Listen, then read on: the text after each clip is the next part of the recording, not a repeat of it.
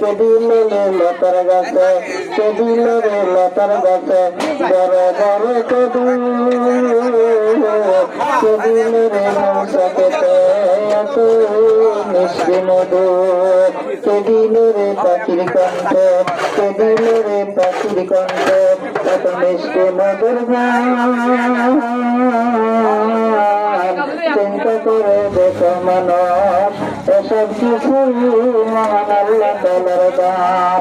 এই ভাইরা আমার কি দিছে সামান্য লতার গাছের ভিতরে এইরকম বিরাট একটা কদলতি আছে। এই ভাইরা আমার এইরকম ভাবে ওই যে মৌসাকের ভিতরে কে এত মিষ্টি মধু দিয়েছে। ভাইরা আমার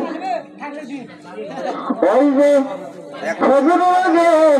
ফাল্গুন মাস আসতেছে, এই ফাল্গুনে মাসের শেষ রাত্রিতে এইবার কুকুর কুহু কুহু শব্দ ডাকে। এই ডাকটা বড় মধুর ডাক, তাই না? কুকুরের ডাক অত্যন্ত মধুর ডাক। আলহামদুলিল্লাহ রে ভাইরা আমার, বন্ধুরা আমার, আজ হতে বহু বছর আগে এই দুনিয়ার বুকে ইসলাম নাম ছিল না কোথাও কোনো মানুষের মুখে। মন্দিরে বাজিত শতক ঘণ্টা, মন্দিরে বাজিত শতক ঘণ্টা, ছিল না লাগন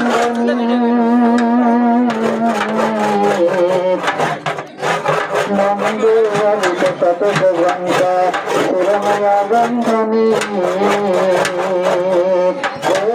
আমার কোথায় এসেছে এবার ইতিহাসে এসেছে, হাদিসের পৃষ্ঠায় পাওয়া যায়।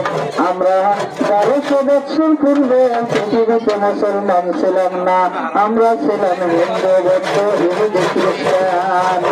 এই দেশের ভিতরে ওলামায়ে কেরাম, আলেমে হক্কানি রব্বানি যারা ছিল ওই আরব দেশ থেকে এই দেশের ভিতরে ভাইরা আমার ব্যবসার জন্য এসিয়া এই দেশের মানুষকে মুসলমান বানাইয়াছে। বলেন সুবহানাল্লাহ। ভাইরা আমার এই আমাদের আজমি শরীফে কে আছেন বাবা? খাজা মাইনুদ্দিন চিশতি রহমতুল্লাহ আলাইহি, উনি যখন আরব দেশ থেকে চলে এলেন, এবার ভারতবর্ষে এসে যাই নামাজ বিছাইলেন।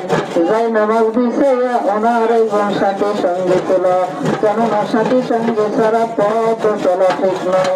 এই সাথী সঙ্গীকে লইয়া যখন তিনি আস্তানা করলেন, এই আস্তানা করার পরে ভারতবর্ষের হিন্দুরা বলল রাম রাম রাম, ওই মুসলমানকে এই জায়গায় স্থান দেওয়া যাবে না, একে দূরীভূত করে দাও।